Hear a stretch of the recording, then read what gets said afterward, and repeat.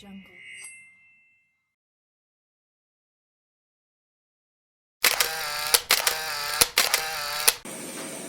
Assalamualaikum warahmatullahi wabarakatuh. Innal hamdalillah nahmaduhu wa nasta'inuhu wa nastaghfiruh wa na'udzu billahi min shururi anfusina wa min sayyiati a'malina. Man yahdihillahu fala mudilla lahu wa man yudlilhu fala hadiya lahu. Wa asyhadu an la ilaha illallah wahdahu la syarika lahu wa asyhadu anna Muhammadan abduhu wa rasuluhu. Allahumma salli wa sallim ala nabiyyina Muhammadin wa ala alihi wa ashabihi ajma'in wa man tabi'ahum bi ihsanin min ummatihi ila yaumiddin wa sallama tasliman katsira. Ya ayyuhalladzina amanu taqullaha haqqa tuqatih wa la tamutunna illa wa antum muslimun. Tsumma amma ba'd. Bapak-bapak, saudara seiman yang dimuliakan Allah, terlebih dahulu kita mensyukuri limpahan nikmat dari Allah, karena Allah telah mentakdirkan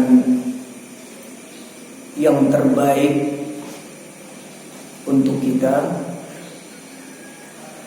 sehingga sampai ke detik ini, kalaupun di dalam diri kita, anggota keluarga, lingkungan di mana tempat kita berdomisili, juga di tempat kerja atau yang berdagang, ya di tempat berdagang, tempat usahanya, kalaupun ada kekurangan, menurut kita itu adalah takdir kesempurnaan yang berasal dari Allah Subhanahu wa taala.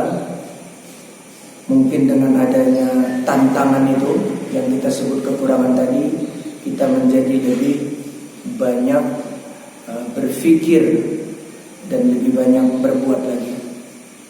Maka dalam keadaan seperti apapun, kesyukuran itu harus dikedepankan. Salawat dan salam mudah-mudahan terus tercurah kepada Nabi Muhammad SAW, kepada seluruh keluarga yang kita kenal dengan sebutan Ahlul Bait, dan zuriat-zuriat beliau, juga kepada para sahabat ridwanullahi alaihim ajma'in. Juga mudah-mudahan Allah limpahkan kepada kita umatnya di akhir zaman ini. Allahumma amin. Silakan bapak-bapak sambil diminum.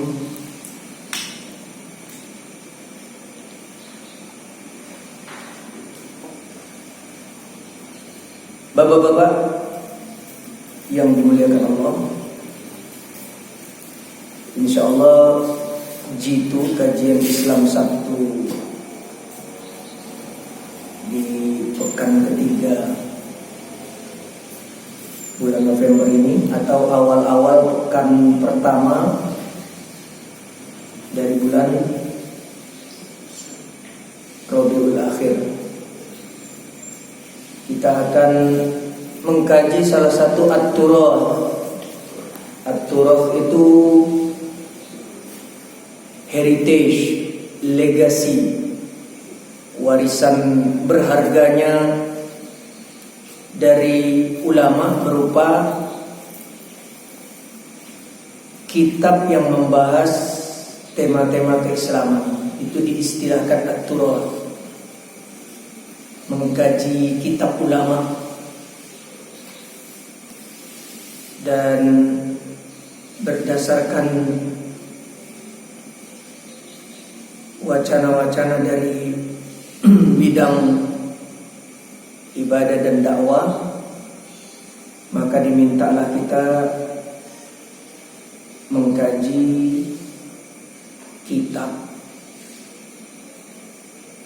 yang bernama Syarah Nasaihul Ibad, nasihat untuk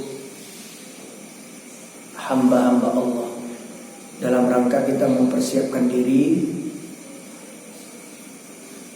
menghadapi yang terdekat kematian kita, yang agak jauh nanti, hari kebangkitan, hari kiamat.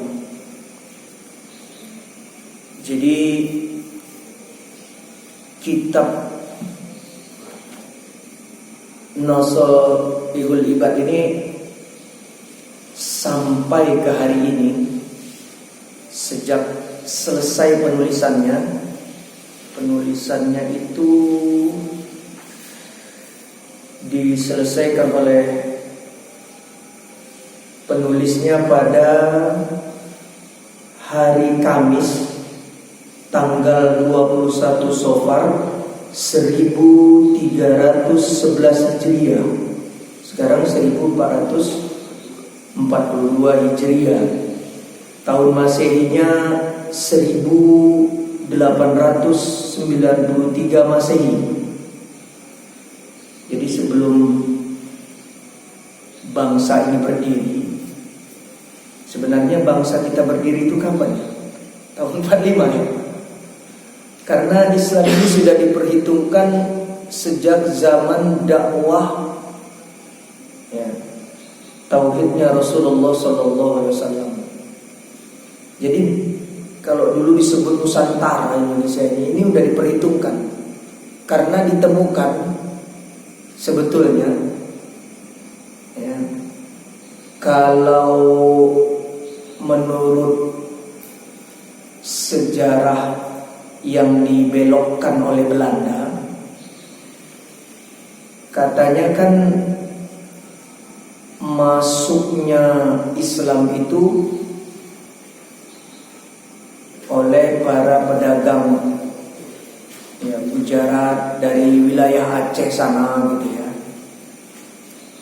yang mereka statusnya setidaknya para pedagang itu adalah penuntut ilmu. Duduk di majelisnya para masyayikh, kemudian mereka punya bekal, dan atau bahkan mereka sendiri juga dai yang diutus, gitu ya. Kalau tidak salah saya, Pak Taufik nih yang biasanya ahli sejarah beliau, ya. Itu abad ke-13-an apa abad ke-11-an gitu ya, belasan lah, di Aceh dan seterusnya. Nanti pada akhirnya kisah para 9 wali. Padahal ketika sahabat ya, ini sahabat yang senior itu diutus oleh Nabi Muhammad SAW untuk berdakwah ke dataran Cina, itu sudah melewati Indonesia ini, Nusantara. Kalau mau lebih tepatnya, ada sebuah desa, saya lupa namanya ya, di Medan sana, itu gak jauh dari kampungnya Pak Miftah Rangkuti. Oh iya, nama desanya itu Baros, sebenarnya Baros, tapi kemudian orang dulu atau pengaruh dialek lahjah ya, membaca O-nya itu jadi U, jadi Barus. Itu ditemukan itu ada kuburan, setidaknya itu yang terkena dakwahnya sahabat. Jadi sahabat itu sudah pernah menginjakkan kakinya di Nusantara ini. Sahabat Nabi itu 7 Hijriah kalau nggak salah, gitu ya. Makanya kalau interaksi dakwah ya, interaksi dakwah, kemudian perdagangan sosial dan budaya nanti terjadi asimilasi, Allah Subhanahu wa taala kemudian mengambil kosakata suatu kaum yang didakwahin itu ketika proses wahyu itu masih turun, karena Rasulullah SAW itu masih hidup. Bahasa Indonesia itu ada di Al-Quran. Nggak main-main, itu peneliti sejarah dan cerita. Itu di dalam surat Al-Insan atau Ad-Dahr. Ya. Jadi nanti minuman penghuni surga itu campurannya kafuron gitu, kapur. Kapur itu maksudnya ya dari Baros itu. Desa Baros yang akhirnya disebut Kapur Barus.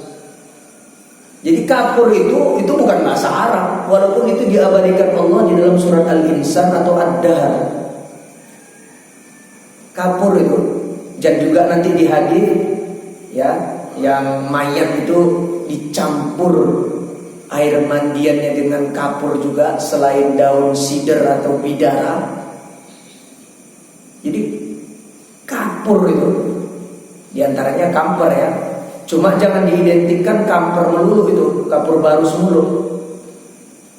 Itu bahasa Indonesia, bahasa Nusantara lah nyebutnya. Kalau Indonesia kan kebelakangan ini ya, awalnya kan sebutannya bahasa Melayu gitu kan, kemudian jadi bahasa Indonesia. Bahasa Nusantara, bahasa orang Baros sana itu kapur. Dan itu sudah diperdagangkan sebelum Nabi Muhammad SAW diutus jadi nabi untuk mengawetkan seperti Fir'aun itu dari kampung Baros itu yang dekat kampungnya Pak Miftah Rangkuti, nggak jauh dari kampung dia. Itu banyak peneliti, akhirnya peneliti internasional datang ke Baros sana. Jadi kalau kita bilang gini, loh, kapur barus itu kan untuk mengawetkan mayat, misalnya kalau di Mesir kuno itu ya dipakai. Kok malah Allah Subhanahu wa taala mengatakan nanti campuran minumannya penghuni surga. Di Baros sana kapur itu bukan kapur barus saja yang kita kenal namanya kapur barus jadinya. Bapak-bapak tahu nggak orang di Medan namanya ngiri, di sini apa ya? Ya, itu kan ada kapurnya, dimakan.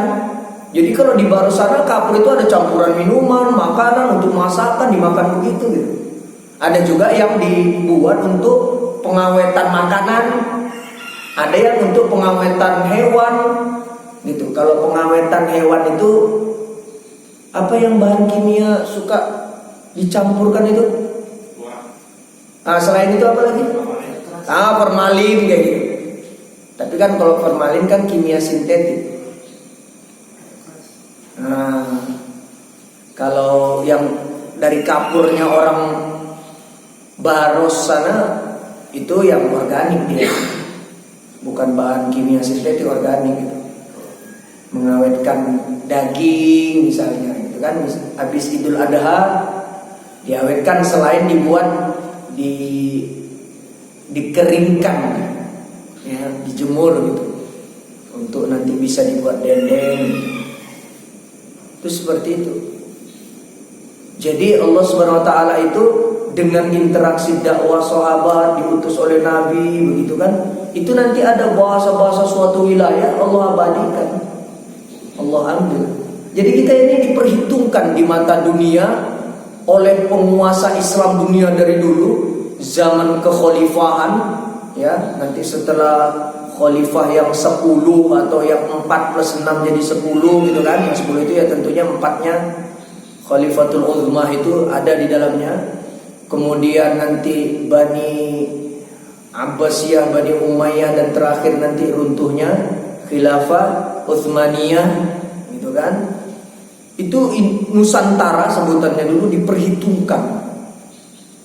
Dan sampai sekarang secara politik global Indonesia ini diperhitungkan. Karena tidak ada di muka bumi ini, mereka kan menyebut tanah kita ini tanah surga. Tidak ada permukaan bumi ini yang sepanjang tahun ya dihujanin dan sepanjang tahun disinari oleh matahari, makanya subur. Bahkan zamannya Bapak Allahyarham Haji Soeharto, FAO menjadikan Indonesia sebagai lumbung pangan dunia. Kemudian hutannya jadi paru-paru dunia. Harapan muka bumi ini terhadap tumbuhan ya supaya tidak mencairnya katanya es di kutub utara karena pemanasan global. Indonesia makanya tidak berlebihan juga kalau orang barat itu mengatakan Indonesia atau Nusantara ini tanah surga. Pinjam bahasa Kus-Plus itu apa namanya, batu ya dan tongkat dilempar aja itu langsung jadi tanaman gitu kan. Ya biji-bijian itu kan kayak batu, tongkat itu ya kayak singkong itu gitu kan. Jadi menghasilkan komoditas pangan yang bagus gitu hasilnya. Singkong tuh jangan dikira nggak bagus, jangan kita anggap singkong kalau dihadapkan dengan keju, keju apa makanan pokok juga ya, atau gandum lah kalau orang barat kan gandum. Wah bagusan gandum dong, enggak begitu ceritanya. Jadi udah diperhitungkan Indonesia ini dari dulu, sehingga tidak jarang melahirkan ulama-ulama berkaliber internasional. Nah, diantaranya nanti ini ya yang akan kita kaji kitabnya ini beliau. Kita lihat dulu ini sekilas tentang Syekh Nawawi Al-Jawi Al-Bantani. Ini At-Turath itu kayak gini diantaranya, tapi ini yang kitab tipis lah. Nah, inilah yang dikaji. Kalau di Indonesia dikenal salafiyah, tradisional, pondok salafiyah, mengkaji kitab-kitab kuning. Dibilang kuning memang warnanya kuning. Nah sekarang saya mau cerita ini, saya nanya kenapa ini diwarnai kuning. Ini bapak-bapak, kalau sekarang nggak tahu nih teknologi printing kan udah maju ya, tapi diwarnain aja mungkin kuning. Kalau dulu pak dari kulit singkong, jadi kertas itu dari kulit singkong, ya, sehingga warnanya kuning, warna alami gitu, kulit singkong. Ya teknologi zaman itu. Kemudian kenapa dipilih kulit singkong? Rata-rata buku-buku kitab, kalau kitab itu yang ada di pikiran kita adalah yang ditulis oleh orang Islam gitu aja, ya mau ulamanya maupun tidak, karena nggak semua kitab itu berbicara masalah Islam. Seorang Islam bisa aja berbicara masalah teknologi, kesehatan, tapi dia seorang Muslim gitu ya. Jadi dipilih sama mereka apa ini ya yang bisa dibuat kertas yang nanti nyaman di mata, karena zaman dulu penerangan belum sebaik sekarang. Jadi kalau warna kuning gini dengan pakai lilin, pakai lampu-lampu yang di zaman itu obor, itu tidak melelahkan, enak di mata. Kalau orang sekarang dengan cahaya gini pakai warna kuning malah nggak enak, pakainya kertas putih. Ya bagi yang merasa nggak enak, nggak nyaman ke mata lama-lama. Kalau dulu orang duduk di majelisnya masyayikh, majelisnya kiai, ya syekh gitu, itu berjam karena baru muqaddimah aja, itu berjam. Kalau sekarang itu, kalau bapak-bapak bisa bahasa Jawa, ya, Kiai Haji Bahauddin Nur Salim. Saya ngikutin kajiannya itu. Tapi memang dia banyakkan bahasa Jawa, karena saya dulu di Jawa Timur memaknain ini namanya afsahan, dimaknain gitu kan. Karena banyakkan bahasa Jawa dulu saya di Jawa Timur, jadi saya agak ngerti itu yang dia sampaikan. Dia mengkaji kitab tafsir Quran sampai Fadilatul Ustaz Hadi Hidayat itu mengatakan waktu dia datang ke Rembang, ya, diundang di Rembang, nggak tahu tahun berapa, saya lihat di YouTube itu. Dia mengatakan kalau di Nusantara ini saat ini di abad modern ini ada manusia yang paling menguasai Al-Quran dengan fikih-fikih Al-Quran, dari fikih lughahnya, fikih tafsir dan semua mufasir klasik dan sekarang. Bergurulah kepada Gus Baha katanya. Saya itu baru beberapa hari yang lalu mengkaji qada dan qadar, betul-betul saya paham itu mendengar kajian Gus Baha. Apa itu qada? Hukum yang ditulis Allah di zaman azali, ya. Kemudian qadar, ya. Nanti apa-apa yang kita lakukan dari kehendak Allah. Saya baru paham itu seusia sekarang. Itu saya dengerin, sedih saya sampai. Dia mengatakan begini, ya, ini manusia ini, saya berpikir gitu ya, ada rezeki, saya mau pindah saja, pergi ke pondok biasanya. Saya ikutin kajian dia kan berapa minggu sekali ke Jogja, nanti balik lagi ke apa nama kampung dia itu ya, saya lupa lagi. Padahal saya ikutin terus mengaji dia di YouTube itu, rekaman-rekamannya. Jadi dia bilang ini, sebenarnya kita ini harusnya bersyukur dengan ditentukan Allah apapun. Sampai agak ekstrim dia bicara. Ada rujukan kitabnya itu, dia bilang, kalaupun Allah itu mentakdirkan kita, diurusnya kita, tapi ditakdirkan syakiyun, ya, ditakdirkan kita ini celaka buruk sehingga terancam neraka, kita tetap harus bersyukur. Karena yang mengatur itu Allah, katanya. Sampai segitunya pembahasan qada dan qadar. Bukan berarti oh ya udahlah, ya, aku masuk neraka aja, bukan begitu maksudnya. Bukan juga menjadi orang yang liar seperti itu. Tapi dia bilang gitu, yang ngatur itu loh, itu yang kita harus pikirkan. Jangan kayak iblis katanya. Dia nggak memikirkan siapa yang nyuruh, tapi yang dipikirkannya adalah masa manusia makhluk baru tercipta dari tanah, ya, khalaq, ya, tani min nar, kau ciptakan aku dari api, unsur api, kata iblis itu. Wa khalaqtahu min tin, kau ciptakan ada makhluk baru ini, saya unsurnya lebih baik. Masa saya menghormat dia secara hidup pun dia junior, baru lagi saya udah lama gitu. Salah iblis itu, si Azazil, memahami qada dan qadar Allah. Padahal dia udah di surga bersama para malaikat kan. Gitu. Jadi sampai Gus Baha itu saya tercengang itu, bengong saya. Sampai dia bilang, sebagian ulama mengatakan kalau memang takdir kita ini pun syakiyun, harus terancam di alam kubur, kita disiksa, tapi yang ngatur itu Allah.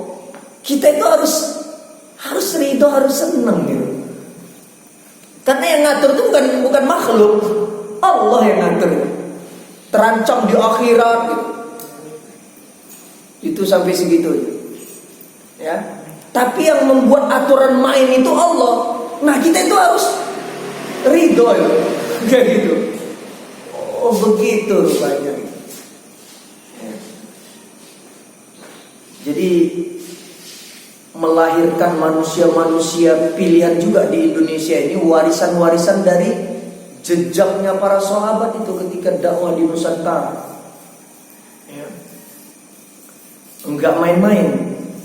Kayak kitab yang akan kita kaji ini, Nashorul Ibad ini, dia sebenarnya mensyarah, mengupas tuntas dari tulisan ulama yang populer ini.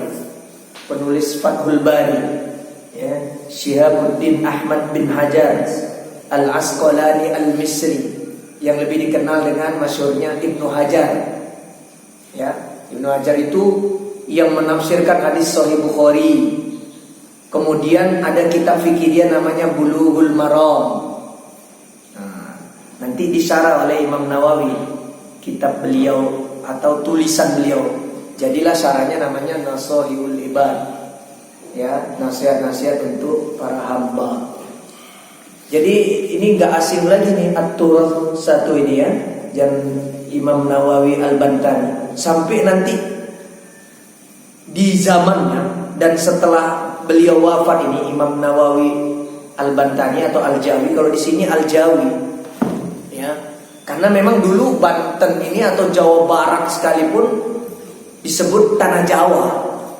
Ya, waktu zaman itu belum dikenal Jawa Barat, Jawa Tengah, Jawa Timur, Jogja, Madura, Bawean, gitu ya, belum dikenal. Pokoknya ini namanya tanah Jawa. Bahkan mungkin tanah Jawa itu sampai ke Bali itu disebut tanah Jawa. Ya, mungkin sampai ke Lombok itu ya, Nusa Tenggara itu juga disebut tanah Jawa mungkin waktu zaman-zaman itu. Ya, penyebutannya jadi Al-Jawi. Tapi sekarang setelah diteliti ulang sejarahnya, ya kalau disebut Banten jadi Al-Bantani. Itu nanti disebut Imam ya atau Syekh Nawawi Al-Bantani ini ya An-Nawawi Ats-Tsani ya. Jadi di dunia ini kalau dibilang Nawawi itu satu adalah salah satu pemuka ulama pemuka mazhab Syafi'i, yaitu Al-Imam An-Nawawi ya Asy-Syafi'i. Kemudian ya ini Syekh Nawawi Al-Bantani Al-Indonesi. Dan ini kitab ini bukan di Indonesia atau kitab-kitab yang tadi Salafiyah gitu ya. Kalau kobong itu bahasa apa ya Pak Taufik? Iya, pondok kobong, ya kan? Salafiyah itu yang ngaji kayak gini loh. Tapi kalau di Jawa kobong itu bakar ya. Kobongan kebakaran. Nah, itu kenapa? Saya kasih tahu tuh sebutan itu. Jadi ngaji kayak gini itu disebut pesantren kobong, salafiyah tradisional. Jadi gini, kan ngajinya pakai sentir lah, apalah namanya ya, lilin. Jadi santrinya ngantuk karena ngajinya lama. Itu ngaji bisa ba'da isya sampai qiyamul lail berjamaah. Begitu ceritanya. Ngantuk kebakaran kitabnya, jatuh itu lilin, kesentuh gitu. Itu diantara disebut pondok kobong. Gitu ya. Bakar gitu ya. Nah, ini Syekh Nawawi Al-Jawi Al-Bantani ini kita lihat biografi dia ya. Sekilas dulu penulisnya. Karena di sini ternyata beliau karena syarah kali ya, diteliti oleh para ulama setelahnya gitu ya, para ulama Indonesia setelahnya juga ada di Yaman, Hadramaut, di Syria, Syam dulu. Beliau soalnya menuntut ilmunya sampai ke sana. Kemudian di Mesir, ya, itu diteliti kenapa tidak ada muqaddimah panjang lebar gitu. Jadi langsung aja ini, gitu, ya. Oh, rupanya kitab ini syarah, ya, menafsirkan suatu tulisan ulama lain. Itu biasanya jarang dijelaskan apa latar belakang saya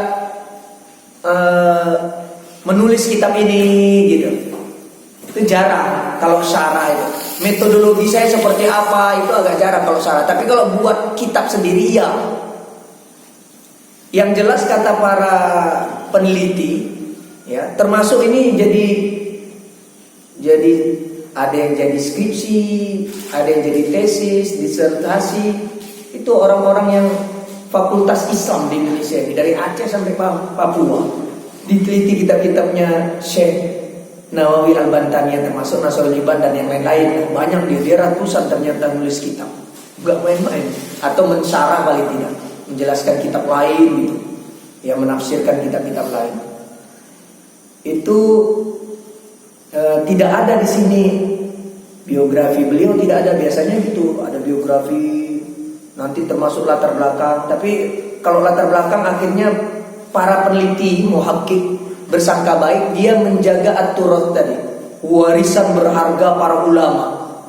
Nah, itulah latar belakangnya. Ada yang mengatakan kalau kitab ini termasuk saran-saran dari murid-muridnya, karena dia mungkin nasihat-nasihat akhlak, kejiwaan yang sekarang disebut dengan tazkiyatun nufus gitu ya. Sekarang itu nyebutnya ya. Kalau dulu nyebutnya dengan tasawuf gitu ya. Cuma orang sekarang nanti ada yang anti tasawuf ini, ya kan? Dianggapnya sufi itu pertamanya adalah bid'ah, akhirnya adalah zindiq. Walah, repot jadinya ya. Kalau udah kayak begitu bahasanya, ya termasuk sama kitab-kitab Syekh Nawawi ini nanti jadi antipati duluan udah nggak mau itu, ya. Kalau udah begitu, padahal dulu orang bilang tasawuf, sekarang bilangnya tazkiyatun nufus, sama aja itu. Ya, kalaupun ada saudara-saudara kita, saya tidak sebut ya, apa itu tasawuf, itu apa thariqah misalnya gitu. Saya dengar di majelis itu ulama ini mengatakan awalnya adalah bid'ah, ya akhirnya adalah zindiq, dinukil ucapan ulama. Enggak semua sufi itu kayak begitu. Kalau mereka nolak, ini mereka bermadzhab Hanbali. Lucu juga, Syekhul Islam Ibnu Taimiyah bersama muridnya Ibnu Qayyim Al-Jauziyah dan muridnya lagi Ibnu Rajab Al-Hanbali itu sufi. Tapi ketika penjelasan itu datangnya dari Ibnu Taimiyah, ya, dari Ibnu Qayyim, dari Ibnu Rajab, mereka tidak bilang dengan sebutan tasawuf, mereka sebut tazkiyatun nufus. Pengaburan juga dengan terminologinya. Bagi saya lah, ya silakan, saya menisbatkan itu. Kalau keliru kan jelas saya yang keliru gitu. Bagi saya mengaburkan terminologi juga, penyebutan anti tasawuf, tapi sebenarnya belajar sama sufi juga ternyata. Jadi nggak bisa kita memukul rata gitu ya. Semua thariqah, semua sufi itu awalnya adalah bid'ah, akhirnya zindiq. Nggak bisa, gitu ya. Ulama kita itu ya banyak, memang mereka disebut salik ya, peniti jalan menuju Allah. Nanti menempuh jalan atau meniti jalannya lah disebut dengan suluk, gitu. Ya, di Sumatera disebut besuluk, nah, gitu ya.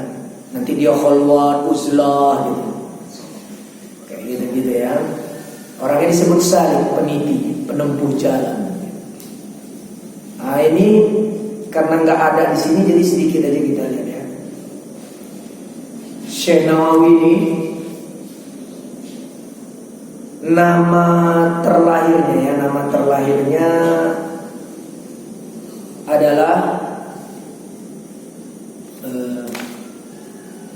Muhammad bin Umar. Kunyahnya Abu Abdul Mukti. Lahirnya nanti ada yang bilang juga Al-Tanara, Al-Jawi, Al-Bantani. Dia lahir di Kampung Tanara di Serang sana, Banten pada tahun 1230 Hijriah, 1815 Masehi. Ya. Itu beliau ini. Tunggu saya lihat dulu ya. Biasanya kalau misalnya di kitab ada muqaddimah itu agak enak kita. Jadinya saya cari dari beberapa referensi. Dan beliau ini sebenarnya termasuk nasabnya Rasulullah SAW. Juga beliau ini ya termasuk nanti keturunan dari Wali Songo, ya, dari Sunan Gunung Jati yang ada di Cirebon, silsilah Syekh Nawawi. Keturunan Kesultanan ke-12 dari Maulana Syarif Hidayatullah Sunan Gunung Jati, yaitu keturunan dari putra Maulana Hasanuddin Sultan Banten yang pertama yang bernama Sunyararas Tajul Aras. Itu nasabnya nanti dari Sunan Gunung Jati itu bersambung akhirnya, ya, sampai ke Rasulullah SAW melalui jalurnya ini Ja'far As-Shadiq, Muhammad Al-Baqir. Nah, ini nanti dibesar-besarkan juga nasab ini oleh salah satu sekarang tokoh ya ormas Islam gitu aja. Oh saya ini gitu ya, masih keturunan Nabi loh, walaupun saya nggak pakai gelar Habib gitu. Dari Muhammad Al-Baqir, dari Ali Zainal Abidin, dari Husain, dari Fatimah binti Muhammad sallallahu alaihi wasallam. Jadi ini masih nasabnya Rasulullah beliau ini, ya keturunan juga salah satu dari 9 wali, ya, yaitu Maulana Syarif Hidayatullah Sunan Gunung Jati di Cirebon. Itu begitu. Latar belakangnya ya menjaga aturan aja lah. Ya warisan berharga para ulama berupa tulisan-tulisan ilmiahnya, maka ditulislah ini. Kalau masalah kitabnya ini syarah dari kitab atau tulisan Ibnu Hajar Al-Asqalani Al-Misri. Ya, beliau Ibnu Hajar menulis Al-Munabbihat 'alal Isti'dad li Yaumil Ma'ad. Nah, ini peringatan-peringatan kita selalu diingatkan nanti dalam kitab itu oleh Ibnu Hajar, kemudian disyarah, ya ditafsir oleh Syekh Nawawi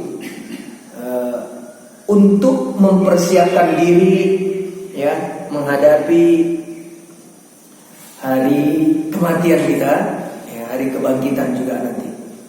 Kemudian di dalamnya nanti ada 214 pembahasan, 45 hadis, sisanya athar. Athar di sini kalau menurut Syekh Nawawi ucapan sahabat dan tabi'in. Tapi ternyata hadisnya bukan 45, dia bilangnya di sini 45. Sampai sekarang orang agak iskal. Imam Nawawi, Syekh Nawawi sendiri bilang 45 hadis, tapi ternyata setelah diteliti ada 250 hadis yang dibahas, bukan 45. Mungkin ini tawadhunya dia, atau mungkin itu yang inti. Nanti turunan dari 45 hadis ini berkembang sehingga diteliti-teliti 250 hadis. Nah, hadisnya itu sahih, hasan, dan juga ada yang dhaif. Nah, kalau bicara dhaif inilah yang kita nggak harus serta-merta antipati, karena ulama kita pun tuntas ini masalah hadis dhaif ini. Gitu. Ya. Semua a'immatul arba'ah itu pengamal hadis dhaif, dah gitu aja saya simpulkan. Itu kata saya. Kalau dibantah silakan, nggak apa-apa. Karena fakta, Imam Mazhab itu semuanya pengamal hadis dhaif. Padahal mereka meneliti hadis itu sendiri, gitu ya.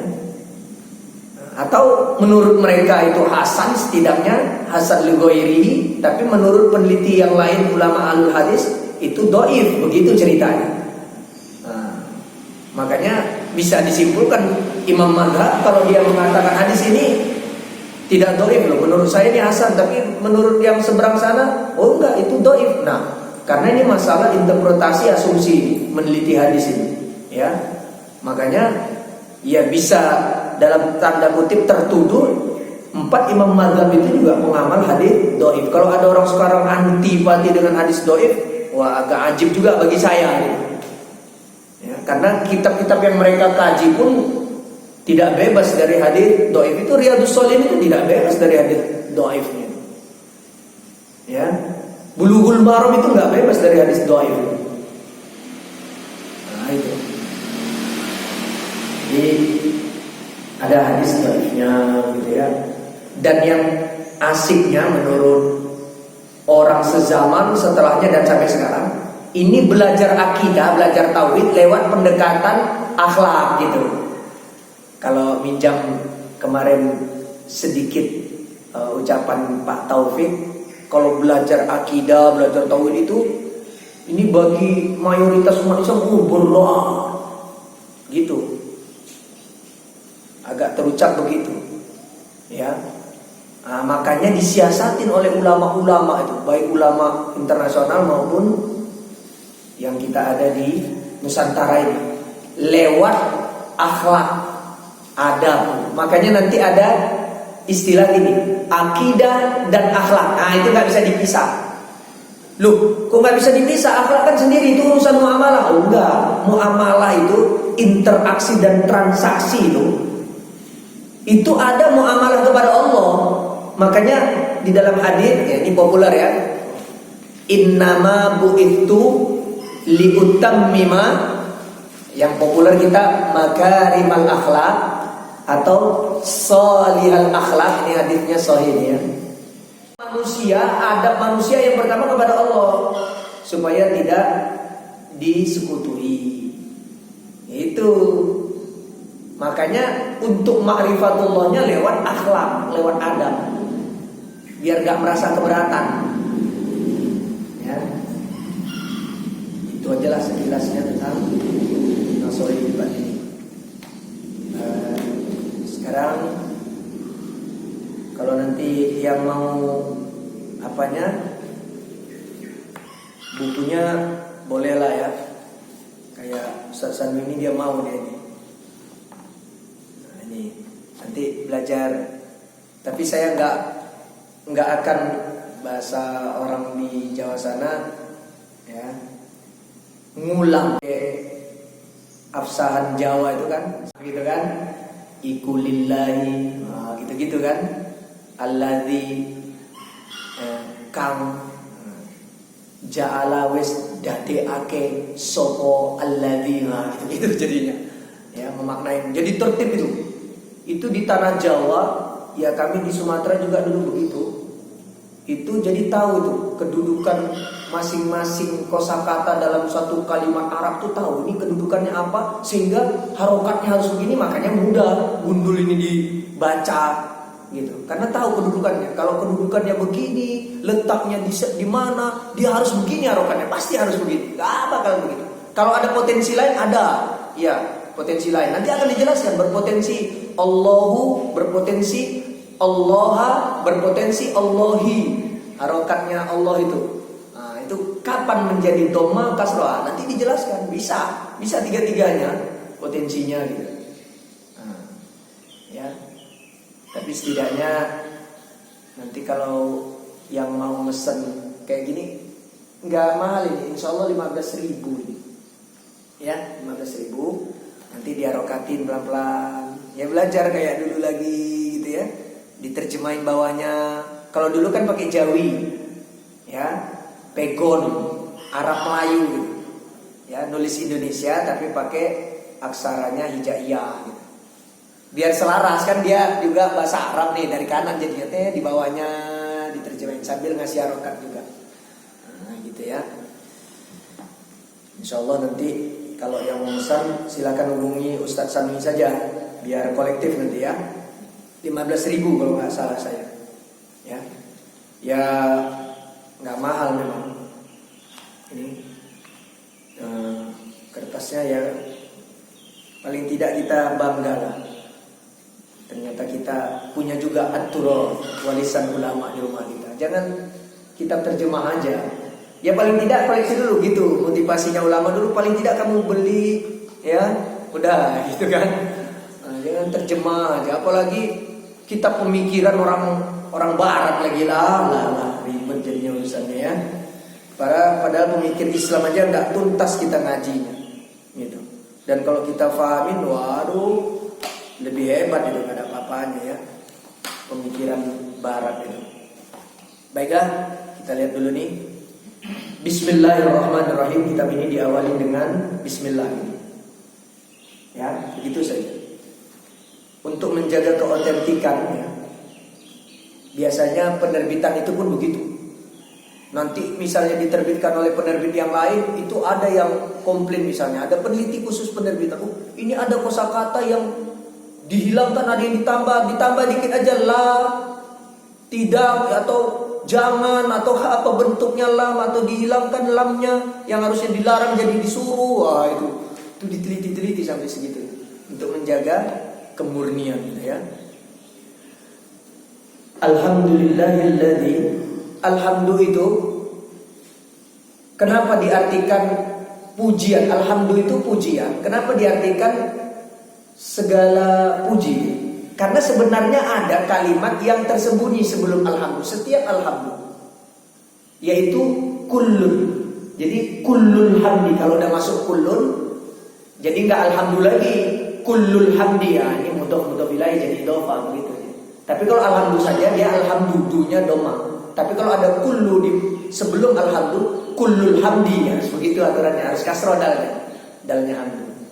Jadi alhamdu itu maksudnya kullul hamdi, segala, kullun itu segala, seluruh pujian lillahi bagi Allah. Allah itu alladzi zat ya, yang ja'ala telah menjadikan dia Allah al-ilma pada ilmu, arfa'as sifati. Arfa'a di sini kedudukannya sebagai al-hal, makanya dia harus mansub, nggak boleh arfa'u, gitu ya, nggak boleh arfa'i, itu ceritanya.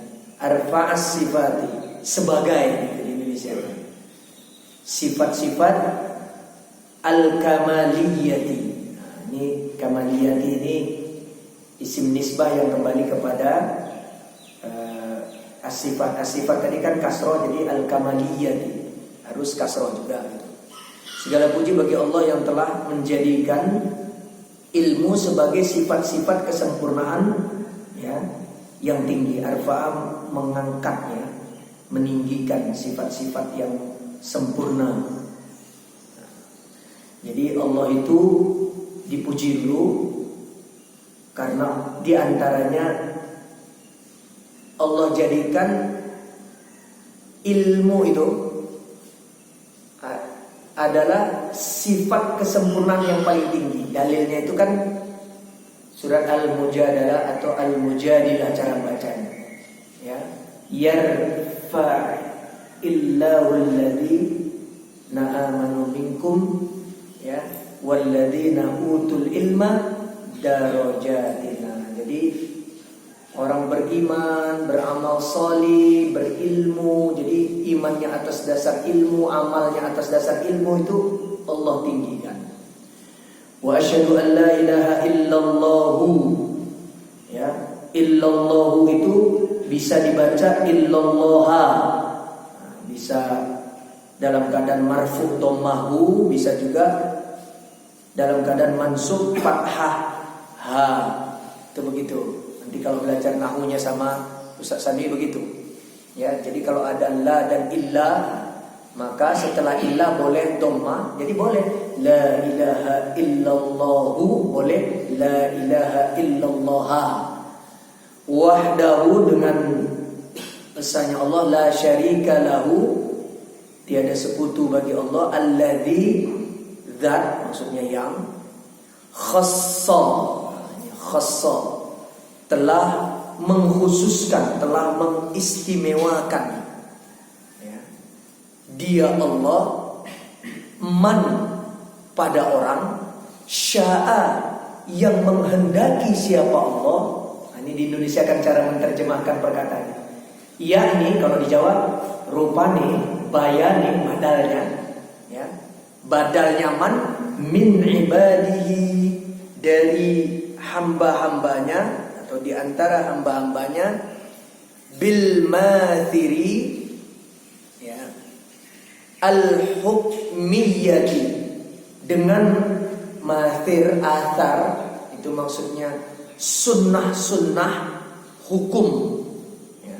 Bil mathiri athar ya, jejak-jejak, bekas-bekas sunnah-sunnah, al hukmiyati, yang menghukumi, maksudnya hukum.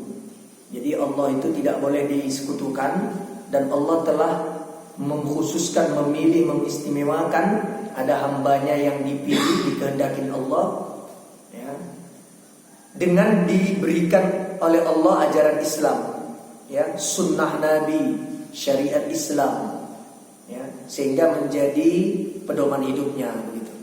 Wa asyhadu anna Muhammadan abduhu wa rasuluhu, dan saya juga bersaksi bahwa Muhammad itu adalah hamba dan rasulnya Allah, alladzi, yang khassahu, mengkhususkan padanya siapa? Nah gitu, ini failnya Allah Ta'ala, sopo gitu.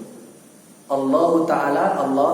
Jadi kalau bahasa Arab susunan kalimat, ya, susunan kalimat verbal.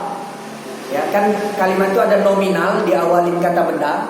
Misalnya masjid itu besar, itu namanya kalimat nominal. Al-masjidu kabirun misalnya gitu. Itu dua kata benda. Gitu ya. Itu namanya kalimat nominal. Ya. Kalimat nominal itu dalam bahasa Arab jumlah ismiyah. Kalau diawali dengan kata kerja, jumlah fi'liyah. Nah, kata kerja di dalam satu kalimat yang ada nanti pekerjanya atau pelakunya, kalau susunannya bahasa Indonesia dengan bahasa Arab beda. Bahasa Arab kata kerja dulu, baru pelaku. Kalau kita pelaku dulu, ya. Pak Heru makan, itu Indonesia. Kalau bahasa Arab makan Pak Heru gitu. Akala Heru atau yakulu Heru. Ya, itu begitu. Kalau bahasa Arab, kalau diartikan secara kata ya begitu, sedang atau telah makan gitu, Heru gitu. Tapi kalau Indonesia tidak, pelakunya dulu di depan. Kalau bahasa Arab ya kata kerjanya dulu baru pelaku. Susunannya begitu ya. Polanya ada yang bilang MD dan DM gitu ya. Menerangkan diterangkan, diterangkan menerangkan. Kalau bahasa Inggris kan juga diterangkan menerangkan ya cikgu ya. Bahasa Indonesia menerangkan diterangkan. Jadi Allah telah mengkhususkan, mengistimewakan Nabi Muhammad sallallahu alaihi wasallam bi jami'i kamalati al-ubudiyyati. Itu dia ya. Diistimewakan Allah dengan seluruh kesempurnaan dalam peribadatan. Beda kita dengan Nabi Muhammad sallallahu alaihi wasallam. Beda pertamanya dan yang paling utama, sama-sama basyariah manusia, beliau jadi rasul, kita tidak jadi rasul. Itu menunjukkan kamalati al-ubudiyah, kesempurnaan ya dalam peribadatan yang dikhususkan, diistimewakan oleh Allah Subhanahu wa taala kepada Nabi Muhammad sallallahu alaihi wasallam. Wa sallallahu ala sayyidina, dan semoga memberi selawat siapa Allah atas pemimpin kita, yakni Muhammadin, Nabi Muhammad sallallahu alaihi wasallam, alladzi, yang mala'a, memenuhi siapa Allah taala, Allah yang maha tinggi, qalbahu, pada hatinya, sallallahu alaihi wasallam, min jalalihi, dari keagungannya, al-a'la, yang tinggi, jalla, maha agung, wa ala, dan maha luhur. Jadi didoakan juga kepada Nabi selain dua syahadat tadi, kemudian berselawat kepada Nabi. Ini adabnya ulama. Adabnya ulama dalam setiap ceramah tanpa kajian, yang mau ceramah aja, apalagi menulis kitab, itu memuji Allah Subhanahu wa taala. Yang pertama sih bismillah gitu ya, memuji, kemudian berselawat ya, syahadatain, selawat dan salam, itu seperti itu. Itu menjalankan as-sunnah itu. Begini ceritanya sunnahnya. Kullu kalamin aw amrin dhi balin la yuftau bi dzikrillah fa huwa abtar aw qala aqta. Setiap ucapan atau perkara, urusan yang dianggap penting, kalau tidak diawali dengan zikrullah, maka akan terputus dari rahmat atau keberkahan Allah. Diriwayatkan oleh Imam Ahmad. Ya. Begini lagi yang semakna dengan ini. Nanti apa zikrullahnya itu apa? Kullu amrin dzibalin la yubda'u fihi bi bismillahirrahmanirrahim fa huwa abtar. Semua urusan perkara kalau tidak diawali dengan membaca basmalah, ini yang baik-baik terutama ya, yang positif. Kalau tidak diawali dengan bismillahirrahmanirrahim fa huwa abtaru, nanti akan terputus dari rahmat atau berkah Allah. Biasakanlah dengan bismillah. Paling tidak ya bismillah gitu. Ya. Diriwayatkan oleh Al-Khatib ya. Juga Ar-Rohawai dan As-Subki. Ada lagi nih yang semakna dengan itu. Kullu kalamin la yubda'u fihi bi alhamdulillah fahuwa ajzamun. Jadi setiap ucapan yang tidak diawali dengan lafal-lafal hamdalah, kesyukuran kepada Allah, nanti dia terputus dari berkahnya Allah. Diriwayatkan oleh Abu Dawud, Ibnu Majah. Kullu amrin dhibalin la yubda'u fihi bilhamdi aqta. Semua urusan yang penting dianggap perlu tidak diawali di dalamnya dengan kesyukuran kepada Allah, lafal hamdalah, maka akan terputus ya dari rahmat atau berkah Allah. Kemudian nanti ulama berbeda dalam menghukumi hadis ini. Ya, ba'dul ulama'i hasanahu. Sebagian ulama hadis-hadis tadi ada yang menghasankan derajatnya. Minhum An-Nawawi wa Ibnu Hajar Al-Asqalani. Di antaranya Imam Nawawi dan Ibnu Hajar Al-Asqalani. Wa ba'dhum sahhahu. Bahkan ada yang mensahihkan hadis itu, minhum di antara mereka Ibnu Daqiqil 'Aid wa Ibnu Mulaqqin. Ya. Nah, itu. Jadi ini ulama-ulama. Tapi hadis ini ada juga komen-komen ulama. Derajatnya yang tadi saya bacakan 4 hadis itu dhaif, lemah. Nah, ini masalahnya ya, menentukan tashih ini sah atau tadhif ini lemah, itu interpretasi atau asumsi ulama. Padahal mereka punya ya metodologinya, apanya semuanya, tapi hasilnya nanti memang beda-beda deh. Makanya kalau kita bilang ulama mazhab yang 4 itu adalah pengamal hadis lemah, iya. Boleh jadi memang mereka pun tahu itu lemah dan mereka juga mengatakan lemah, tapi untuk kepentingan tertentu mereka jadikan itu hujah dan bisa diamalkan. Atau boleh jadi dia menghasankan, kemudian ulama yang lain mendhaifkan, melemahkan, gitu. Sehingga tersangka juga lah imam yang 4 ini, mazhab yang 4 ini pengamal hadis yang lemah bisa. Gitu. Jadi agak jarang ya untuk bab tertentu lah yang mereka sepakat nanti sahihnya suatu hadis. Nanti kalau yang lain karena menilai rijalul hadis, ya manusia periwayat gitu. Jadi ada yang mengatakan standarnya gini. Kalau seorang yang as-saduq, ya dia jujur tapi hafalannya agak mutorib, agak kacau. Kapan kacaunya? Apakah sejak awal dia meriwayatkan itu kacau? Nanti ada diteliti ulang. Oh enggak, ketika usia sekian, mulai usia sekian itu dia suka lupa gitu. Hafalan kacau itu biasanya suka lupa. Maka inilah yang terindikasi nanti hadisnya dianggap lemah. Tapi di bawah usia sekian, misalnya 40 ke atas, dia mulai lupa-lupa tuh. Ya. Atau justru sebaliknya, bapak-bapak jangan heran nanti. Ada periwayat hadis itu justru di bawah 40 belum teguh hafalannya masih suka kecampur-campur, masih suka lupa. Justru di atas 40 dia makin kuat dengan pengalaman menuntut ilmu dan mengkajinya. Gitu pula kalau kita lazimnya kan udah mulai 40 udah banyak lupanya kita. Tapi kalau ilmu beda, nanti di bawah 40 bisa dia belum punya banyak pengalaman, jadi agak itu dalam menentukan kayak seperti itu yang menyebabkan ulama nanti jadi beda-beda menentukan status hadis. Ya, bisa jadi menurut ulama ini, oh nggak apa-apa. Yang penting dia orang yang jujur, akidahnya benar, orangnya jujur. Kalau masalah hafalan masih kita toleransi lah. Ada yang nggak bisa, nanti bisa kecampur dengan kelupaan dirinya, wah gitu-gitu.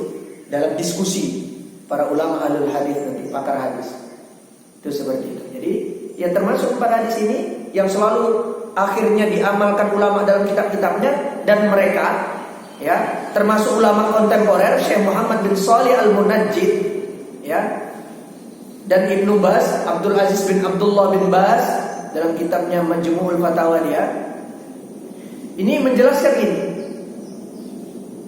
Kalau dilihat tidak sedikit ulama melemahkan hadis-hadis yang tadi, yang mengawali pembicaraan bismillah, hamdalah, zikrullah dan seterusnya ya, syahadatain, selawat dan salam kepada Nabi gitu. Itu tidak sedikit hadis tadi itu ada yang melemahkan, tapi ada yang menghasankan bagian dari hadis sahih atau hadis sah. Bahkan ada yang mensahihkan. Tapi kalau secara makna hadis itu benar loh kata ulama yang kekinian juga yang menghasankan dan mensahihkan hadis ini. Kalau secara makna benar, kita buktikan kata ulama. Ya. Allah Ta'ala mengawali Al-Quran itu dengan lafal Bismillahirrahmanirrahim. Gitu.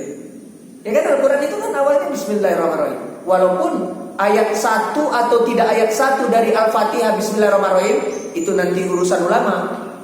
Tapi awal itu Bismillahirrahmanirrahim. Yang mengatakan Bismillahirrahmanirrahim bukan ayat 1 pun tetap di mushaf Al-Quran itu ditulis Bismillahnya, bukan lantas langsung Al-Fatihah Alhamdulillah. Enggak. Itu kan nanti dalam praktek-praktek sholat saja, sholat jahriyah yang diperdengarkan bacaannya. Itu seperti itu ya. Yang kedua, Nabiullah Sulaiman alaihissalam menulis surat kepada Ratu Balkis atau Bilqis, penguasa negeri Sabah. Itu dengan lafal basmalah loh, diajarkan Allah. Innahu min Sulaimana ya, wa innahu bismillahirrahmanirrahim. Itu awal suratnya. Itu yang mewahyukan supaya nulis surat dengan lafal ini surat ya dari Sulaiman dan diawali dengan lafal bismillahirrahmanirrahim.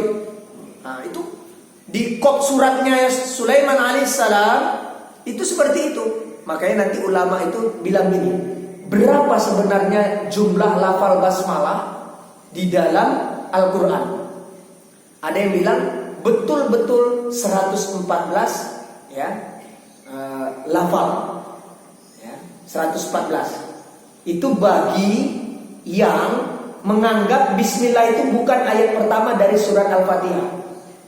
Loh, kalau misalnya surat itu ada 114 ya, ayat pertamanya bukan bismillahirrahmanirrahim bagi sebagian ulama.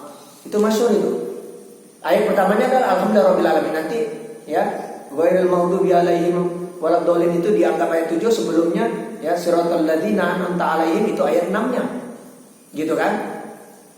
Mana yang satu lagi? Ya ini dia. Ini dia di dalam surat An-Naml ayat 30 ini. Tulisan Sulaiman. Akhirnya itu melengkapi, kalaupun tidak dianggap bismillahirrahmanirrahim itu ayat pertama dari surat Al-Fatihah. Lengkap jadinya bismillah 114. Atau bahkan 115 kalau menganggap bismillahirrahmanirrahim itu ayat pertama dari surat Al-Fatihah. Jadi lafal bismillah di dalam Al-Quran ada 115 lafal atau setidaknya 114 lafal. Ya. Kemudian Nabi Muhammad SAW kalau kirim surat kepada pembesar-pembesar musyrik dan Quraisy, paganis, animis, seperti di hadis Sahih Bukhari kepada Raja Heraklius, Hercules kita bilang itu, ya Hirokla kalau di Sahih Bukhari itu, Hirokla, ya Heraklius. Itu dengan Bismillah mengawalinya, ya Bismillah kemudian pujian kepada Allah. Jadi secara makna hadis ini benar. Walaupun secara sanadnya ya mungkin ada perawi yang dianggap kayak tadi. Di antara periwayatnya ada yang mungkin hafalannya agak lemah gitu kan. Tapi secara makna ya Allah SWT mengajarkan seperti itu. Nabi Muhammad SAW juga mengajarkan gitu. Awalilah bismillah. Ya. Awalilah pujian-pujian kepada Allah, hamdalah, selawat dan salam kepada Nabi, syahadatain. Nah inilah penjelasan kenapa kitab-kitab itu seperti itu. Selalu seperti itu. Innal hamdalillah, alhamdulillah dan seterusnya. Tapi pertamanya bismillah dulu, terus syahadatain, 2 syahadat, selawat dan salam kepada Nabi Muhammad sallallahu alaihi wasallam. Wa ayyana ya. Wa ayyana itu ayyana yu'ayyinu, menghiasi. Ya, menghiasi dia Allah hu. Nah, ini sebagai maf'ul dari isim dhamir ya. Domirnya domir ghaib, tunggal, mufrad tunggal. Dan dia Allah menghiasi padanya, menghiasinya kalau kita bilang itu, Allah menghiasi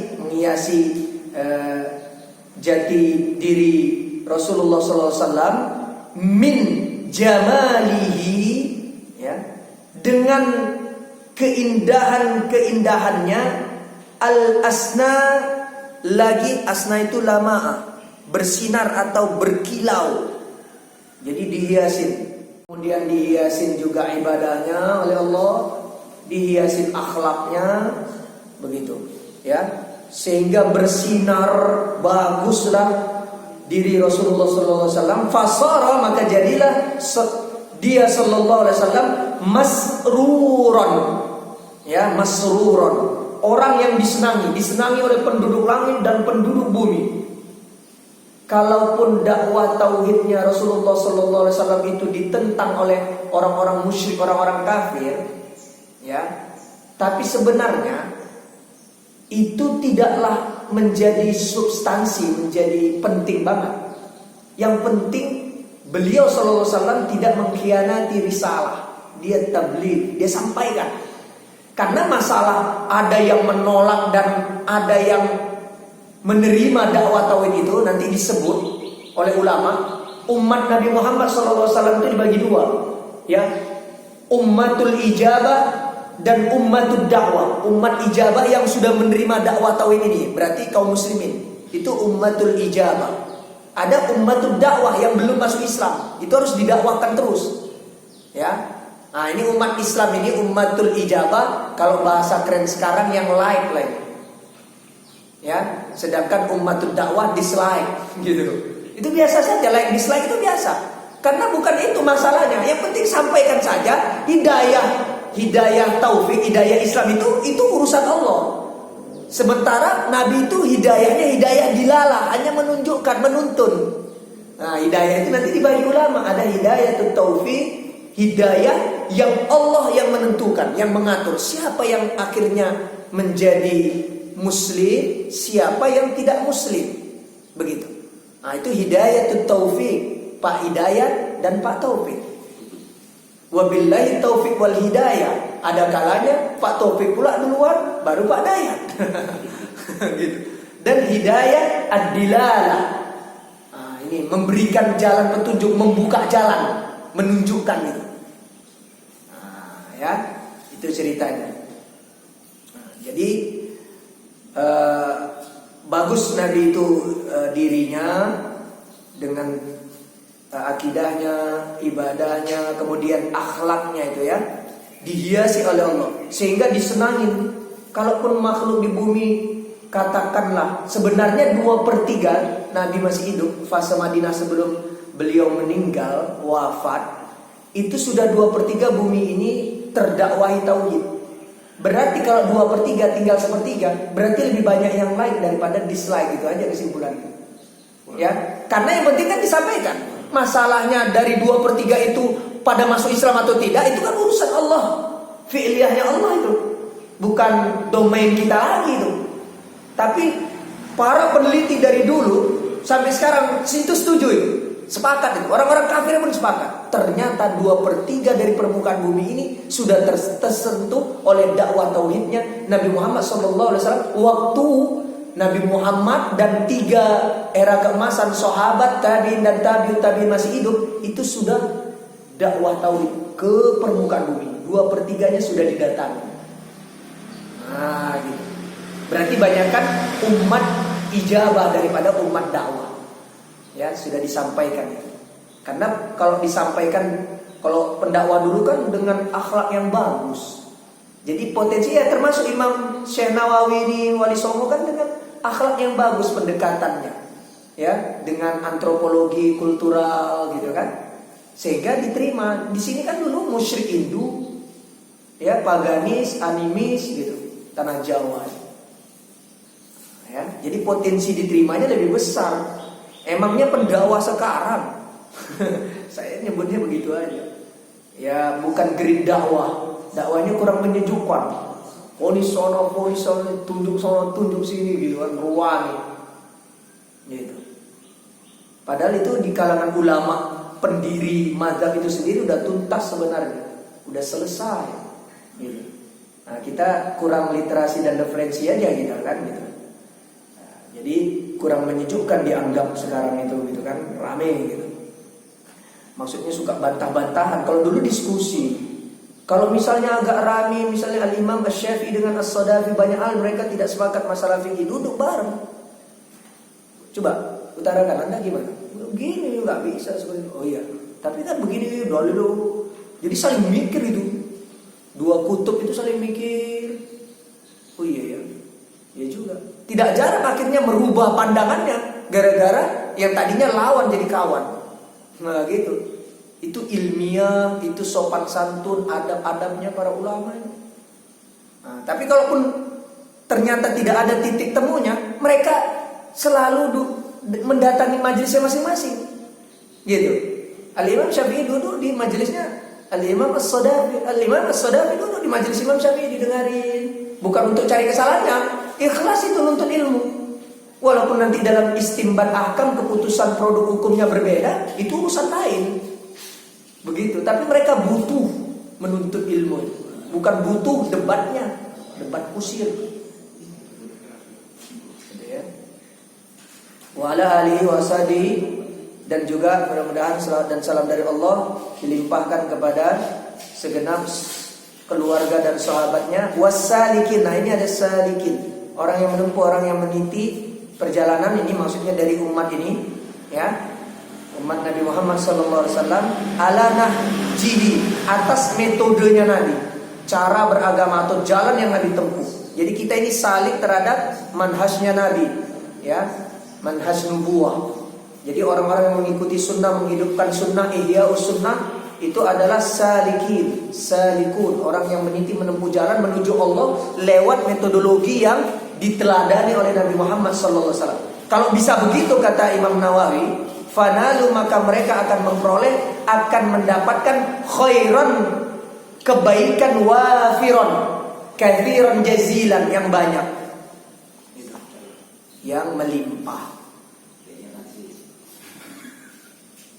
Amma ba'du, adapun setelah itu, wallahu a'lam bishawab. Yaitu muqaddimahnya.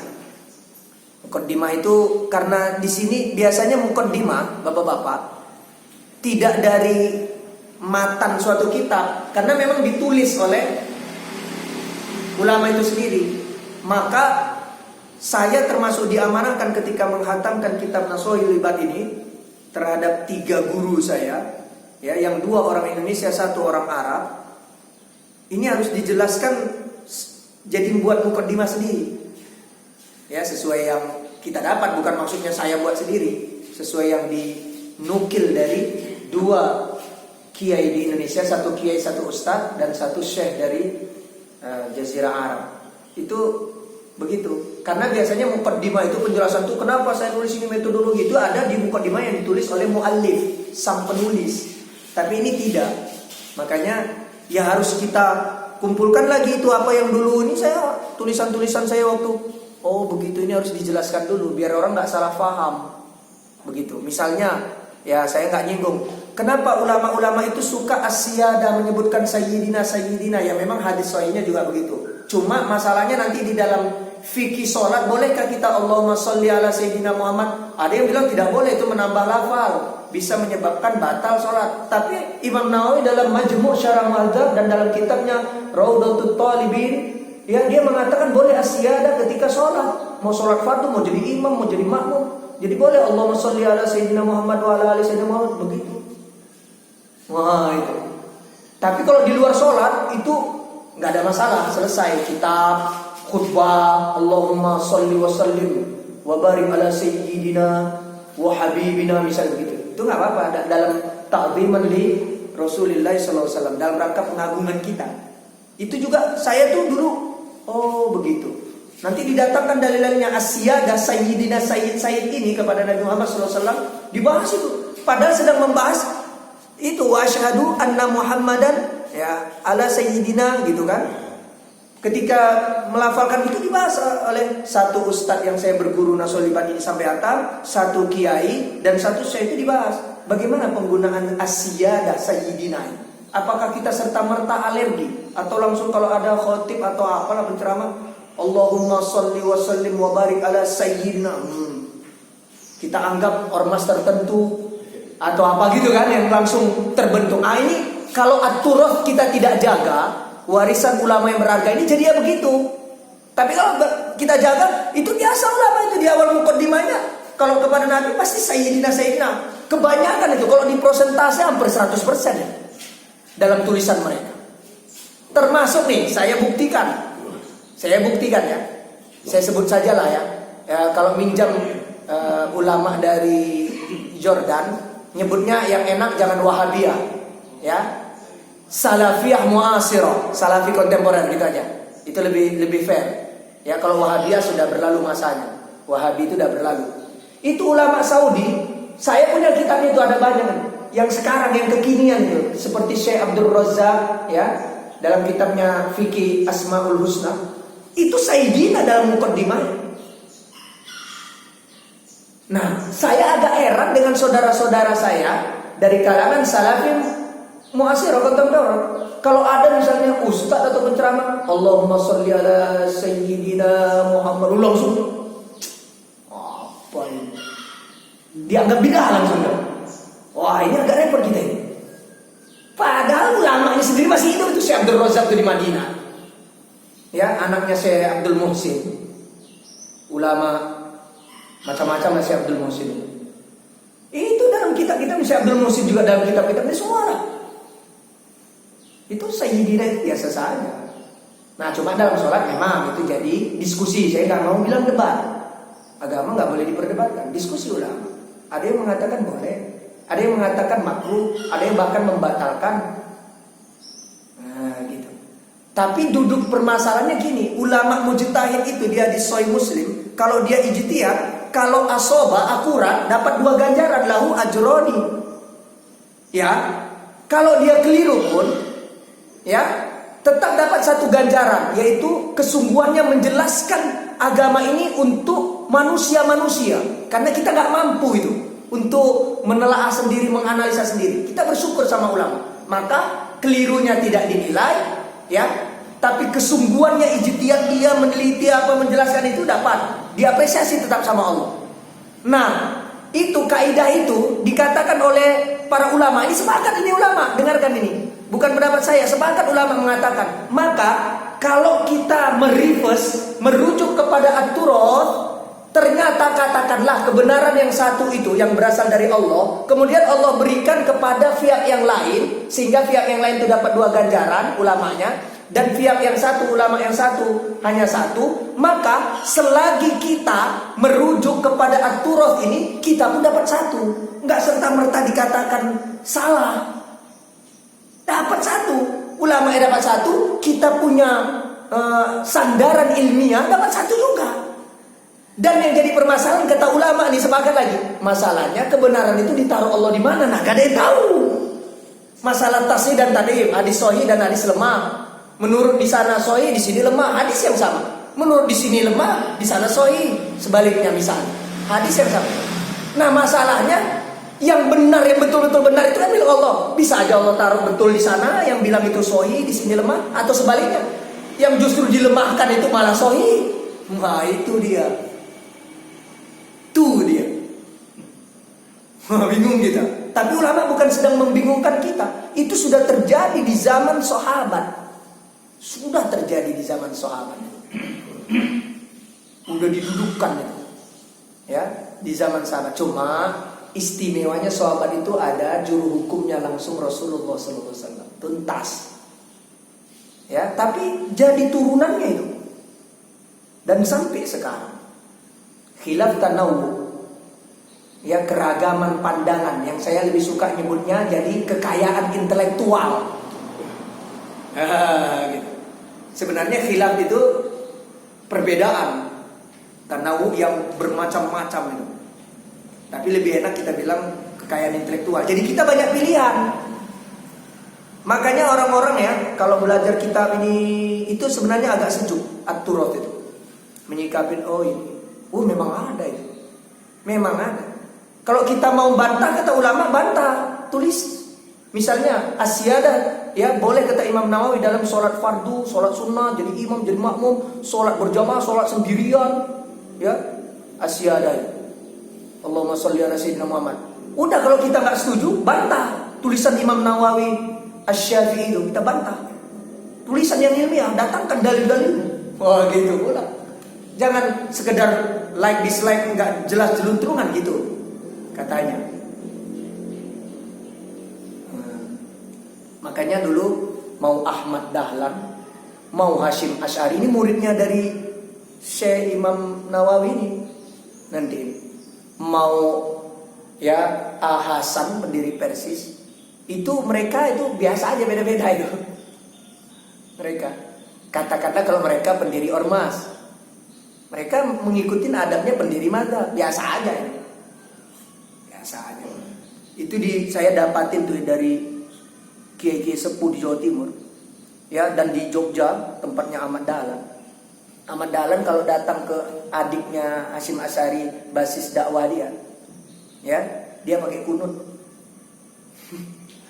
Fakta itu saya tanya ini tuh sama orang-orang Muhammadiyah yang sepuh. Bukan terpaksa. Dia pakai kunut. Sebaliknya, Hasyim Asy'ari itu di Tebu Ireng Jombang, pendirian itu. Kalau dia datang ke masnya Ahmad Dahlan itu, dia nggak pakai kunut. Dan disuruh itu Ahmad Dahlan, silakan deh, ya, sampai ngimamin supaya tahu nih murid-murid ini. Nah, ketika dia datang ke wilayah Jombang sana Jawa Timur juga Ahmad Dahlan dipersilakan, Mas, sampai ngimami subuh ya, biar diketahui oleh semua umat, jangan rame, gitu maksudnya. Itu contoh misalnya, banyak bukan hanya itu aja. Jadi sunnah itu banyak, sunnah nabawiyah kan banyak. Tapi kita jadi tentram kalau belajar masalah at-turath. Saya sampaikan mukaddimah dari satu ustadz, satu kiai dan satu syekh tentang ini karena tidak ada mukaddimahnya dalam Nashul Ibad yang ditulis oleh Syekh Nawawi Al-Bantani. Allah alam, silakan ada yang mau didiskusikan. Ini nanti ada bab 22 enak hadis Nabi, 22, ada 2 yang baik, 2 yang buruk, 3 sampai bab 10. Enak Mas.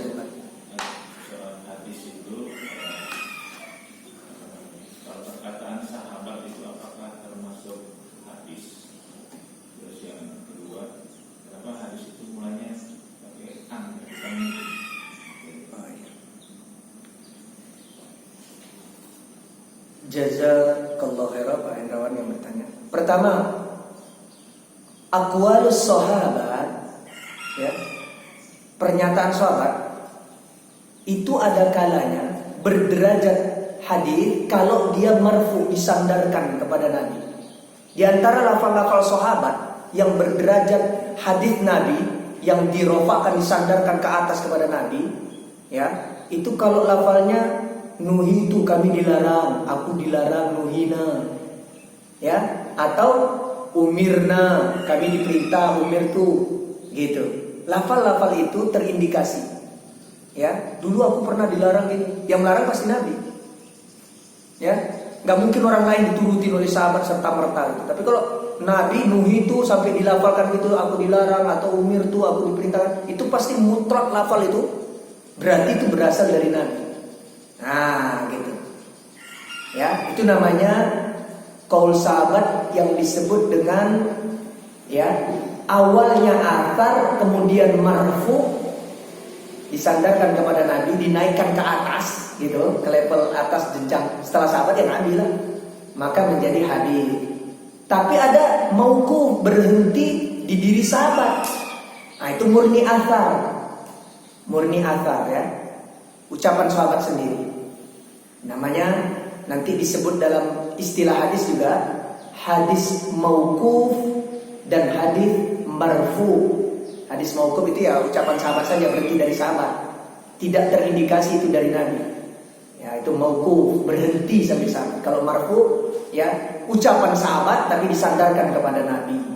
Tapi athar, sebutan athar itu ada kalanya athar khobar, itu ya hadis, itu ya ucapan sahabat. Athar, kalau ada athar, ada khobar. Tapi ada kalanya memisahkan, khobar itu sabda Nabi, hadis Nabi. Kalau athar itu sahabat. Nah, itu nanti dalam ilmu, ya, ulumul hadis, usulul hadis, mustalahul hadis. Ya. Itu yang pertama, ya. Jadi bisa ucapan sahabat adalah hadis Nabi, bisa juga ucapan sahabat itu sendiri saja. Bisa. Tapi ingat, sahabat tidaklah berucap melainkan ada kaidah dari Nabi atau dari Al-Qur'an dan dari hadis. Ada kaidah. Misalnya konsepsi al-jamaah. Ya, al-jamaah. Ini kan al-jamaah ini rame. Semua ngaku al-jamaah. Karena nanti Nabi kan bilang, hadis dikenal oleh ulama alul hadis sebutannya iftiraqul ummah, terpecahnya umat ini, ya, menjadi 73 golongan, ya. Hadis itu banyak diriwayatkan oleh macam-macam ulama. Ya, dari sahabat juga banyak yang meriwayatkan itu. Dari rawil ula sahabat periwayat awal dan ulama yang menghimpun-himpun seperti Imam Bukhari, Imam Muslim, Abu Dawud itu banyak yang meriwayatkan. Namanya dikenal di kalangan ulama ahlul hadis iftiraqul ummah, perpecahan umat ini. Yang masyhur dipopulerkan oleh Al-Imam Abu Dawud, muridnya Al-Imam Ahmad. Ya. Itu Pak Hendrawan. Ya, iftiraqul ummah itu. Umat ini akan terpecah menjadi 73 golongan. Ya, 73. Tapi Nabi bilang, ya, hadhil ummah, hadhil millah, agama ini. Jadi, yang 72 ini nanti disimpulkan ulama, itu bukan keluar dari Islam juga. Karena Nabi nyebut umat ini, maksudnya umat Nabi. Itu, atau hadhil millah, agama ini, Islam ini gitu. Berarti masih Islam itu yang 72. Nanti yang 72 kata Nabi terancam neraka. Kan gitu. Yang satu dijamin surga. Yang satu ini wahiyal jamaah. Mereka lah jamaah. Itu pernah ditanyakan, apa ini maksud jamaah-jamaah Nabi? Apakah sekumpulan manusia atau apa sebenarnya al-jamaah? Yang kami fahamin al-jamaah itu ya sekumpulan manusia, komunitas gitu. Terus Nabi menjelaskan, ya, ma'ana alaihi wa ashabi, metodologi beragamaku dan para sahabatku. Oh, itu metode, itu konsep, itu sistem, bukan bercerita sekumpulan manusia al-jamaah itu. Nah, sekarang kan disalahartikan. Jamaah itu adalah sekumpulan manusia, maka jamaah tertentu mengaku dialah yang dimaksudkan dalam hadis itu. Jadinya kan repot. Yang 72 kalian terancam neraka kalian. Kan gitu jadinya. Padahal Abdullah bin Mas'ud sudah mengatakan al-jama'atu ma wafaqa 'alal haqqi wa in kunta atau walau kunta wahidan. Yang dimaksud jamaah itu bukan sekumpulan manusia, tetapi kamu ya berusaha menjalankan syariat Islam ini di atas metodologi as-sunnah walaupun kau seorang diri, kata Abdullah bin Mas'ud. Nah, itu athar ya atau hadis mauquf, pernyataan Abdullah bin Mas'ud, tapi rumusannya dari hadis Nabi, gitu Pak Enda. Mendukung, memperkuat ya Al-Quran dan As-Sunnah itu sendiri. Jadi sahabat itu nggak aneh-aneh, athar dia itu, kaul sahabat atau hadis mau penguat, pendukung, memperjelas Al-Quran dan As-Sunnah, gitu. Ya, bukan dia punya pandangan lain berseberangan dengan Al-Quran dan hadis Nabi gitu. Nah, itu contohnya. Karena rame mengaku semua yang satu, nggak ada yang mau 72. Padahal akhirnya ulama ahlul hadis merumuskan, ulama usuliyun, ya muhakkikun, para peneliti, 72 itu pun masih Islam. Oke lah mereka ada penyimpangan, bahkan penyimpangan akidah. Tapi Nabi melafalkan ya hadhil ummah, hadhil millah, masih Islam ya. Bukan di luar Islam orang noni itu, bukan. Gitu kan. Maka ramelah semua mengklaim saya lah jamaah. Jamaah saya itu yang dijamin di hadis itu. Kan jadi gitu. Rupanya jamaah itu bukan komunitas, metodologi beragama. Yang kedua, mu'an'an menurut ilmu hadis. Jadi an ya. Nanti ada Pak Hendrawan, akhbarona di sana, haddatsana gitu ya. Apa bedanya haddatsana, haddatsani, apa bedanya akhbarona, akhbaroni, mengkabarkan kepadaku ya. Sementara haddatsani. Nah, kalau akhbarona itu ada kalanya nulis surat. Jadi contoh nih, Pak Heru mengabarkan kepada Pak Ibrahim, tapi nggak mengkabarkan langsung tatap muka, pakai surat atau pakai utusan Pak Heru. Itu namanya nanti akhbarona. Kalau haddatsana hadap-hadapan, ya tatap muka. Nah, gitu. Kayak sekarang belajarnya anak-anak sekarang akhbarona ini karena semuanya daring. Kalau haddatsana dia masuk kelas normal, gitu. Terus apa pula mu'an'an, pakai an gitu. Nah, itu dibahas nanti dalam ilmu hadis. Kalau an itu derajat apanya itu, derajat kekuatan hadis itu agak menurun sedikit, gitulah ya. Nah, derajatnya agak menurun, beda dengan haddatsana, beda dengan akhbarona gitu. Cuma penggunaan kenapa an itu artinya dari, ya. Kenapa tidak min gitu kan? Ini dalam ilmu lugha Pak Hendrawan. Min artinya dari, an juga artinya dari. Saya lihat dua-duanya sama. Dua-duanya sama. Min itu katanya dari sesuatu yang yang konkret. Misalnya ada yang bilang min itu dari yang konkret, nyata, ya, nyata gitu. Nyata itu ada wujudnya. Sementara kalau an dari yang abstrak, nggak nyata.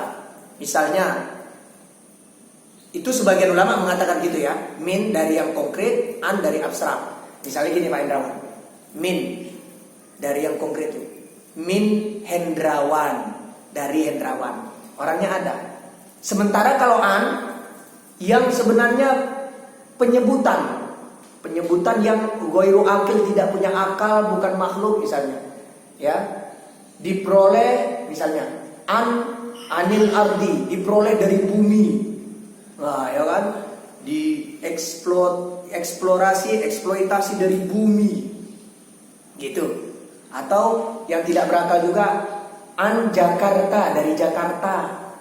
Tapi ada ulama sebaliknya mengatakan, ya, an itu untuk sesuatu yang konkret, ya, sementara min yang abstrak. Dan ini yang paling diminatin kalau merujuk dari sanadnya hadis suka pakai an. Jadi kalau an itu orang yang berakal, manusia, enggak min. Tapi kalau min itu yang selain manusia, yang abstrak juga. Nah, benda-benda yang abstrak, ya, yang gaib, yang dianggap tidak berakal. Nah, misalnya telur al-baidu, ya, minat dajaja, dari ayam misalnya gitu kan. Bukan anid dajaja, bukan produksinya, bukan pakai an. Misalnya gitu. An itu makanya akhirnya itu yang disukai. An itu untuk yang berakal, nyata gitu. Kalau min itu sama-sama dari, saya peroleh dari gitu. Ya, tapi min itu yang tidak berakal atau tidak nyata. Ya. Itu penggunaannya. Tapi kalau di dalam ilmu hadis bukan masalah penggunaan itu saja Pak Hendrawan. An itu nanti agak lebih bawah mutu hadis kalau dibandingkan haddatsa atau akhbaro, menceritakan atau mengabarkan. Ya nanti kita diskusinya sambil silaturahim saja. Wallahu a'lam bishawab. Kebenaran itu mutlak dari Allah semata. Keliru itu pasti dari saya. Kepada Allah saya minta maaf dan ampun. Juga kepada Allah saya minta maafkan dan ampun untuk jamaah sekalian. Mudah-mudahan untuk awalan muqaddimah ini ya cukup mencerahkan bagi kita dalam bersemangat. Nanti kita lihat apa matan atau konten dari kitab itu sendiri. Mudah-mudahan ini banyak sebenarnya kita bicara tauhid, akidah, tapi lewat akhlak. Jadi lebih menyejukkan. Oh ya. Pendapat kita tuh apa? Pendapat kita itu nanti kolektif dulu dengan Ustaz Salmi. Ustaz mendapatkan kitab itu kapan? Oh, waktu saya Tsanawiyah. Tsanawiyah? Iya. Oh. Jadi saya ibtidaiyah itu di Medan masih, ya. SD negeri, paginya ibtidaiyah atau siangnya ibtidaiyah atau Tsanawiyah, pagi negeri. Itu saya sudah sekilas, ya, kelas 5 ibtidaiyah saya sudah sekilas nasoilnya, tapi belum utuh, ya. Nah, ketika saya Tsanawiyah, saya sudah pindah ke kota Tangerang, ya, kabupaten sih, Islamic Village itu depan Limpo Karawaci. Di situ saya kan anak yatim piatu, panti asuhan situ saya. Di situ saya hatamkan dengan seorang ustadz lulusan dari Jawa Timur yang pernah mondok di Jawa Tengah dan Jawa Timur dia. Mondok Pogo itu Salafiyah. Saya dapat secara utuh, ya, itu tahun 90. Saya datang ke kota Tangerang 92, cek. 92. Tapi sayangnya kitab asli yang saya mangkul itu dari dia itu hilang. Ya, hilang. Itu sayangnya, ya. Jadi saya hatamkan itu perdana Tsanawiyah kelas 2, diniyah kelas 2 Tsanawiyah selevel SMP. Hatam saya. Itu saya majelis khusus, bukan majelis kami di kelas sanawiyah. Kelas sanawiyah tidak diajar, itu biasanya majelis tambahan. Ya. Kemudian tahun 2002 saya menghatamkan dengan seorang kiai di Jawa Timur. Wah, itu lebih dalam lagi. Lebih dalam dari sang ustadz itu. Karena ustadz ini sendiri penuntut ilmu sama para kiai di Jawa Tengah dan Jawa Timur. Lebih dalam saya dapat. Akhirnya waktu saya di Malaysia kuliah Islamic Studies, ya, program magisternya Fakultas Usul Fikih, saya tuntut sama seorang, ya, syekh dosen dari Yaman, ya, yang mengajarkan tasyri' Islami, sejarah penetapan hukum dalam Islam. Saya hatamkan di kelas tambahan kami di perpustakaan, kami ngajinya bersama teman-teman kuliahan. Nah, itu. Oh, itu lebih dalam lagi karena syekh itu literasi referensinya kan kaya sekali. Jadi ngaji itu, ini kan kami di perpustakaan, ngaji dikit dibukanya, tunggu ya, hafal ya. Ini kan ada kitab usul fikih, kita bawa semua perpustakaan ini. Yang ini kita lihat ya, Majmu' Syarah Muwatta. Dia sampai ingat Juskian Asyadan tentang Sayyidina, di mana Sayyidina menurut pandangan mazhab Syafi'i yang dijelaskan oleh Al-Imam Nawawi Asy-Syafi'i. Ya. Itu dia. Wallahu a'lam bishawab. Subhanakallahumma wa bihamdika asyhadu an la ilaha illa anta astaghfiruka wa atubu ilaik. Wal 'afwu minkum wallahu al-muwaffiq ila sawa'is sabil. Wassalamu alaikum warahmatullahi wabarakatuh.